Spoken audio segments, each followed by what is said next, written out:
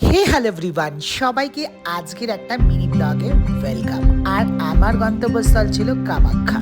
হ্যাঁ, হাওড়া থেকে ট্রেন ধরলাম আমি সরাইঘাট এক্সপ্রেস। তোমরাও যারা যারা যেতে চাও একদম নির্দ্বিধায় চলে যাও। ভীষণ ভালো ট্রেন, ভীষণই সুন্দর।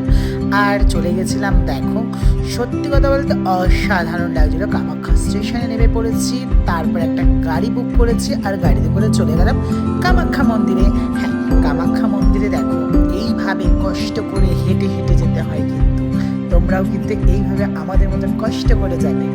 তো তারপরে দেখো আমি ডালা কিনে নিলাম পুজোর জন্য। দেখতেই পাচ্ছ কত সুন্দরভাবে পুজোর জন্য একটু ডালা কিনে নিলাম। তো তারপরে দেখো মায়ের কাছে চলে গেলাম পুজো দিতে। আর মা যাতে সকলের মঙ্গল করে, সকলের ভালো করে, তার জন্য সবার জন্য আমি মায়ের কাছে পুজো দিলাম আর প্রার্থনা করলাম যেন সবাই সুস্থ থাকে। তো তারপরে আমার পুজো দেওয়া কমপ্লিট হয়ে গেল। ও হ্যাঁ, এবার আমি কোথায় যাচ্ছি বলতো? শিলং, যেটা হচ্ছে মেঘালয়। এরপরে আমার ছোট ছোট অনেক মিনি ব্লগ আসবে, সেগুলো অবশ্যই চোখ রেখো।